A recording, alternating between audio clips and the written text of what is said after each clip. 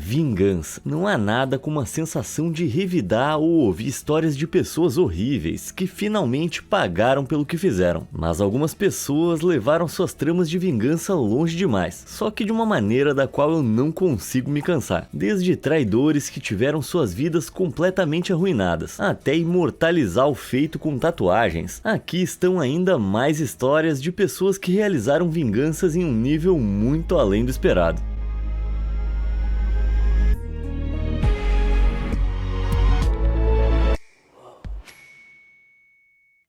Lá no alto.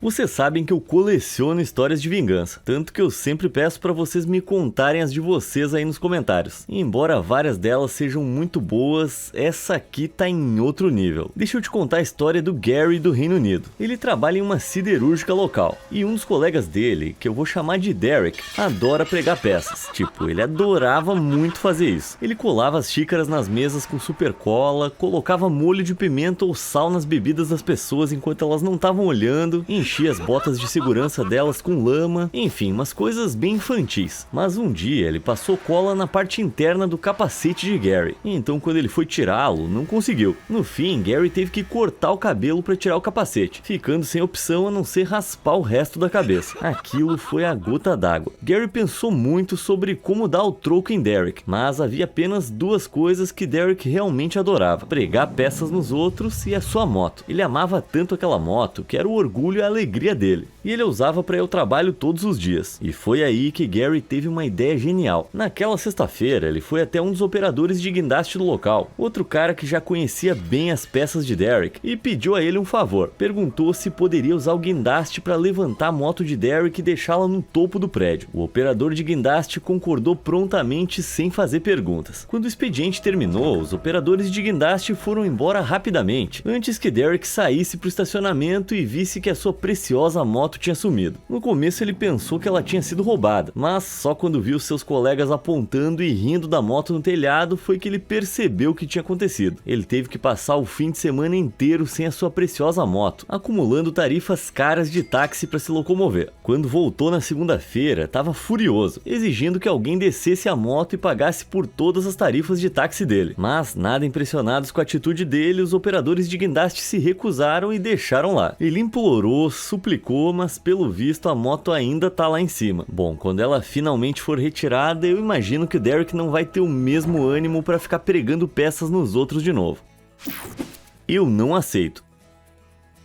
Nos casamentos ocidentais, tradicionalmente o pai da noiva é que paga tudo, mas o pai da noiva nessa próxima história que chegou até mim pagou mais do que jamais imaginaria. Esse ex-militar, que eu vou chamar de Pete, estava prestes a se casar, principalmente porque o futuro sogro dele o pressionava obsessivamente para, entre aspas, transformar sua filha em uma mulher honesta. A noiva de Pete, Rebecca, tinha planos de casamento caros, e o pai dela estava feliz em pagar por tudo. Só que durante a despedida de solteiro, Rebecca admitiu bêbada às amigas que tinha traído Pete. E não foi só uma vez, mas tantas vezes que nem lembrava. A notícia acabou chegando ao seu amigo Paul, que, honrando seu papel de amigo, imediatamente contou a Pete o que tinha ouvido. E ele esperava uma grande reação de Pete, só que ele começou a rir. Acontece que Pete já suspeitava que Rebecca fosse infiel há algum tempo e tinha contratado um detetive particular para segui-la. Ele garantiu a Paul que a verdade viria à tona no momento certo. O casamento finalmente chegou, e os noivos estavam colocando as alianças um no dedo do outro, quando Rebecca disse aceito e Pete respondeu eu não aceito. Ele então se virou para centenas de convidados e pediu que todos olhassem debaixo das suas cadeiras. Lá eles encontraram pacotes contendo fotos de Rebecca beijando outros homens. Enquanto todos estavam ofegantes e gritando com Rebecca, Pete e seus padrinhos, que estavam todos envolvidos no plano, pegaram várias garrafas de champanhe do bar e saíram. Com precisão militar, foram direto para casa da família de Pete, removendo rapidamente todos os pertences de Rebecca e jogando-os no quintal, antes de trocar as fechaduras. Bom, acho que ele tecnicamente a tornou uma mulher honesta, mostrando para todos que ela era honestamente uma traidora. Você tem uma história de vingança que acha que pode superar essa? Me conta aí nos comentários e talvez você entre na próxima parte dessa série. Bora para nossa próxima história.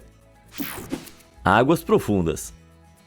Proprietários de imóveis. Alguns são bons, outros são ruins e alguns são simplesmente malignos. Mas se você já teve que lidar com um mau proprietário, uma história de 14 anos atrás de uma ex-usuária do Reddit, que eu vou chamar de Angela, pode fazer com que todo o dinheiro do aluguel tenha valido a pena. No passado, Angela alugava um apartamento de um proprietário muito pão duro. Ele economizava nos reparos, pintava por cima do mofo, aumentava o aluguel sempre que podia. Sabe como é, né? Aquele típico proprietário inescrupuloso. Depois de aumentar o aluguel pela terceira vez no mesmo ano, Angela decidiu se mudar. No último dia do contrato, ela tinha limpado e retirado seus pertences até as 13 horas. Só que o proprietário tinha dito que ela precisava sair até o meio-dia e usou isso como desculpa para ficar com o depósito de calção dela, que era cerca de $1.200. Angela ficou furiosa, mas em vez de discutir, decidiu esperar a hora certa. 6 meses depois, no meio da noite, Angela passou pelo antigo prédio. Sem ninguém por perto, ela localizou uma torneira externa que já tinha visto algumas vezes, perto das escadas que levavam ao porão do prédio, e a deixou aberta. A água começou a descer pelas escadas e a inundar o porão, um cômodo que era proibido para os residentes, já que o proprietário dizia que usava para armazenamento pessoal, principalmente para eletrônicos e suprimentos para outro negócio que ele tinha. Depois, Angela simplesmente foi embora. Ela passou pelo prédio alguns dias depois e notou que a torneira ainda estava aberta. Uma poça profunda agora inundava a porta. Pelo visto, o proprietário não aparecia lá por muito tempo, porque o depósito de armazenamento dele estava completamente alagado e sem dúvida tinha arruinado tudo, incluindo os eletrônicos que ele tinha guardado lá e que valiam dezenas de milhares de dólares. Queria saber se ele economizou nos reparos dessa vez. Dedurado pela Elsa.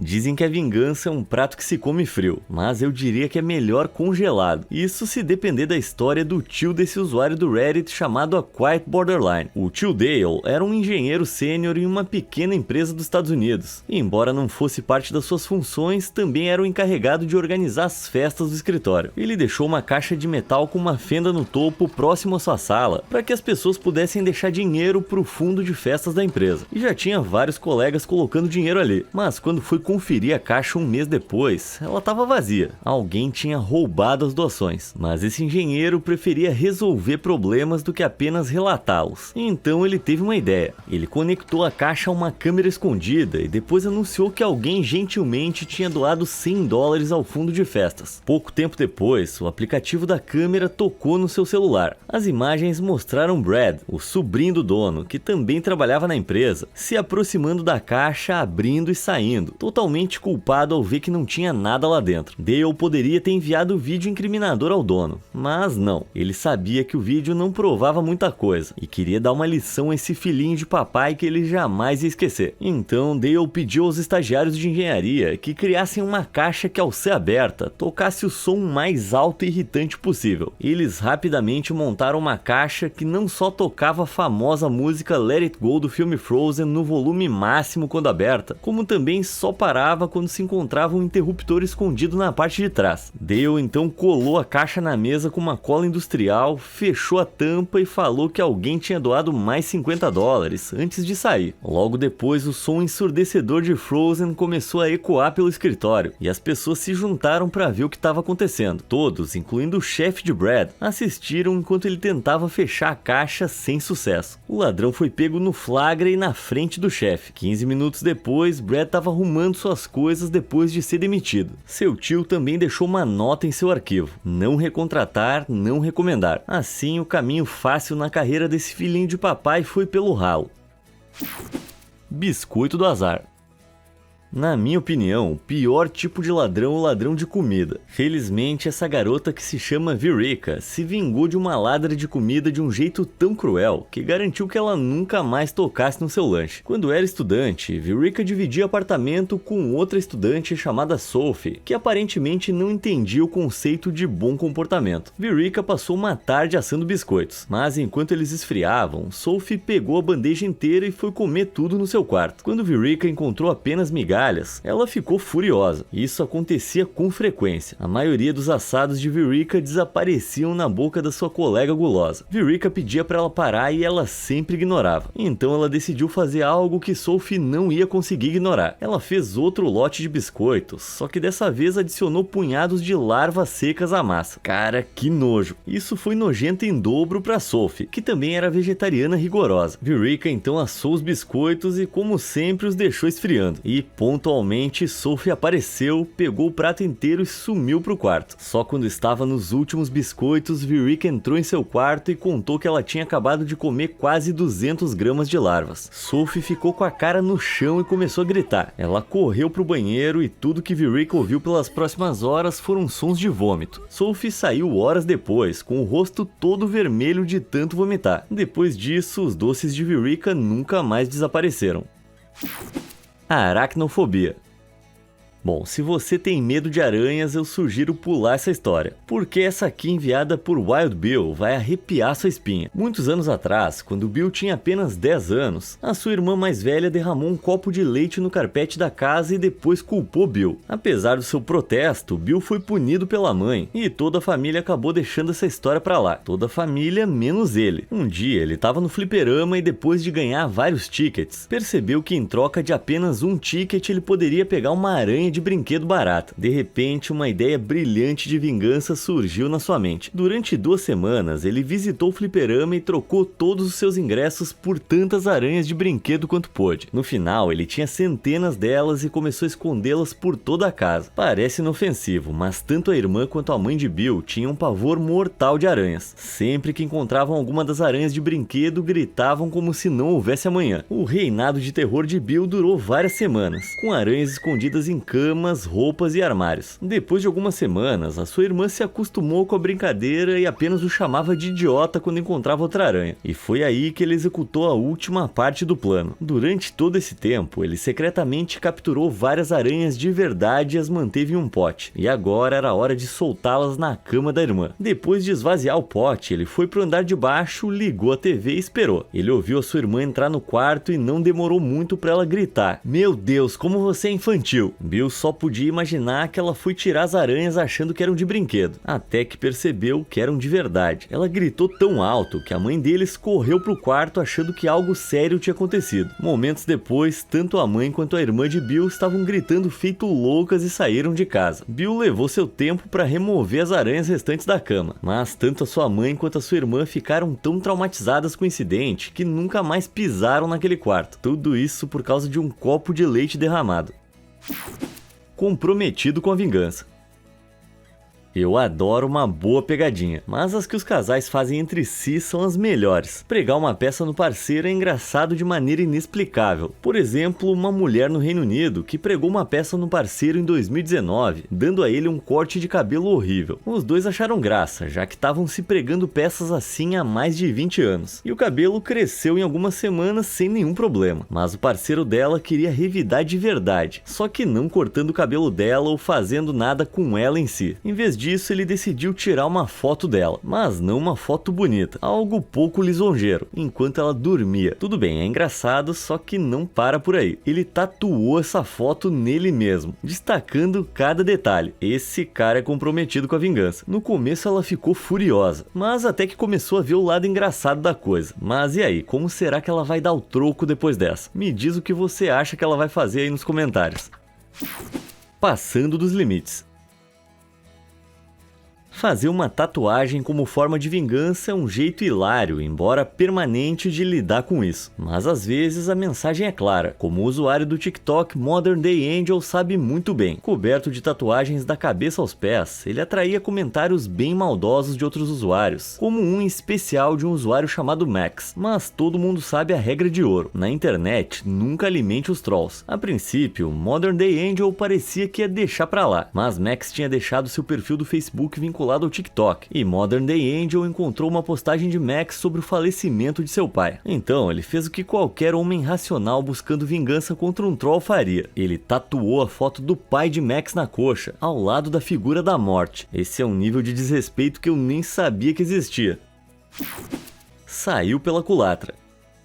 Normalmente eu só conto histórias de vinganças radicais que deram certo, mas eu quero falar de uma que deu tão errado que virou manchete no mundo inteiro. David e Ina Steiner, um casal do estado de Massachusetts nos Estados Unidos, tem um blog chamado E-Commerce Bytes, onde publicam regularmente notícias sobre e-commerce. Em 2019, Ina publicou uma matéria criticando duramente o site de leilões eBay em uma reportagem sobre um processo contra a empresa. Você poderia pensar que uma empresa tão grande como o eBay mal notaria um blog relativamente pequeno, só que notou, tanto que o então CEO do eBay, sim, o CEO de uma empresa de 22 bilhões de dólares, David Wenig, instruiu sua equipe a derrubar o casal Steiner. Logo, os Steiners começaram a receber coisas que nunca pediram e que não eram nada agradáveis. Chegaram uma coroa de flores de funeral, um livro sobre como lidar com a perda de um cônjuge, uma máscara de porco horrenda, $70 em pizzas estranhas e até aranhas e baratas vivas. Mas isso não foi tudo. Os executivos do eBay bombardearam o casal com mensagens de ódio de contas falsas, enviaram ameaças e até os perseguiram fisicamente, chegando ao ponto de tentar colocar um rastreador GPS no carro deles. Essa é uma vingança bem exagerada. E o que eles achavam que ia acontecer? Bom, isso fazia parte do que os executivos chamam de estratégia do Cavaleiro Branco. Quando os Steiners finalmente entrassem em contato com o eBay sobre o assédio que estavam sofrendo em relação à cobertura do site, o eBay oficialmente ajudaria o casal a lidar com os perseguidores malucos, manipulando-os para que publicassem algo positivo sobre o site, mesmo que fosse a própria empresa que os estava seguindo. E o que fez esse plano dar errado? A pizza. Acredite ou não, depois de a polícia começar a investigar o caso, descobriu-se que um cartão presente foi usado para pagar pelas pizzas, que foram compradas em Silicon Valley a poucos quilômetros da sede do eBay. Um carro alugado também foi visto seguindo o casal, e a placa foi rastreada para a mesma região. Nesse ponto, a polícia chamou o FBI e os próprios advogados do eBay, coisa que os executivos não esperavam. Eles conseguiram ligar todas as contas falsas, entregas ameaçadoras e a perseguição a membros da unidade de segurança do eBay. Olha que ironia. Isso porque ninguém achou que poderia ser rastreado. Em novembro de 2022, 7 funcionários foram condenados a um total de mais de 100 meses de prisão pelas suas participações nesse plano maluco. O CEO David Wenig renunciou ao cargo em setembro de 2019 e não foi acusado. Então lembre-se, se você vai tentar uma vingança complicada, tenha certeza de ter um monte de capangas que vão levar a culpa por você.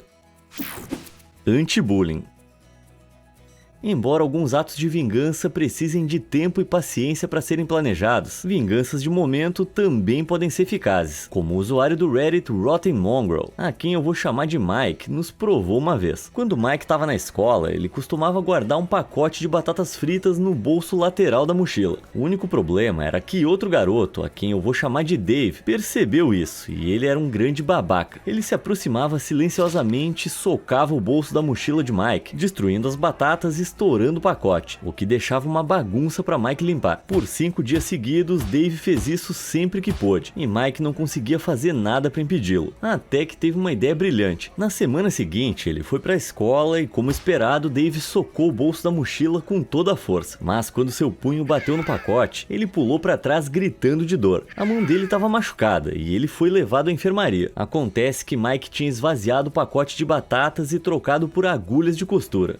Isso foi meio sádico. Percebendo que seria punido por bater em um colega, Dave não contou a ninguém o que aconteceu, mas ficou longe de Mike a partir de então. Finalmente, Mike pôde comer batatas em paz, e tudo que precisou foi uma leve mutilação. Cheiro de vingança.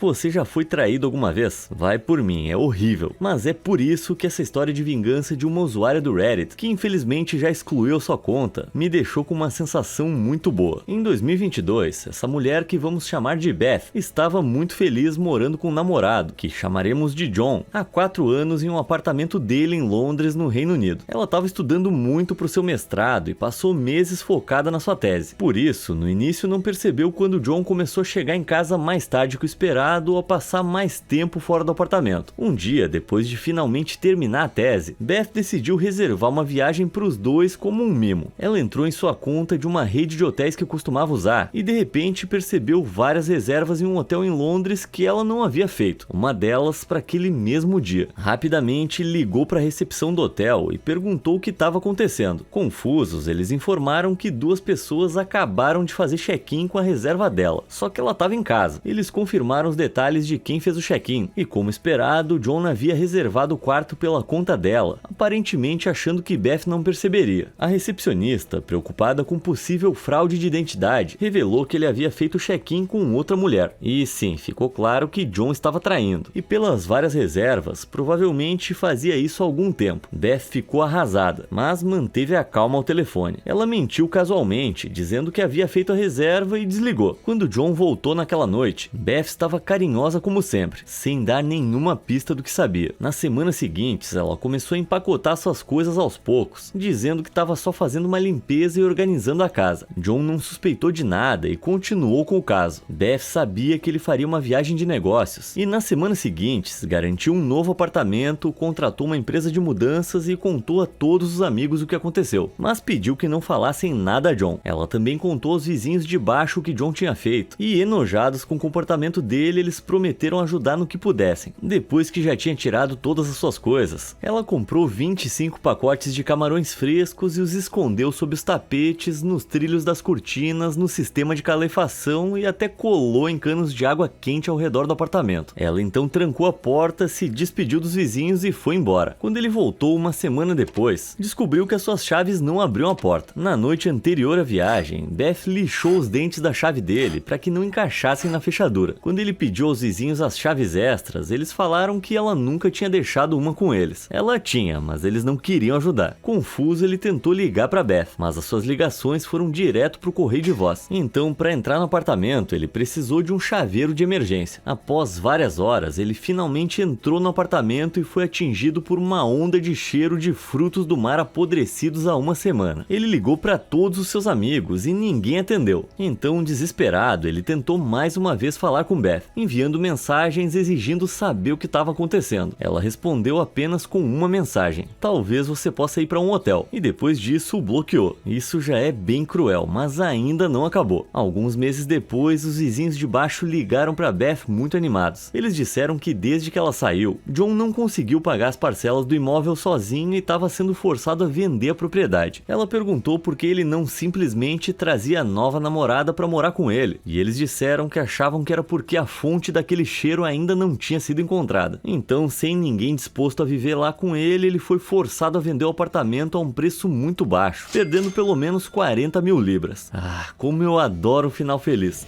Qual dessas histórias foi a sua favorita? E você, tem alguma que acha que poderia entrar nessa série? Me conta aí nos comentários e, como sempre, obrigado por assistir.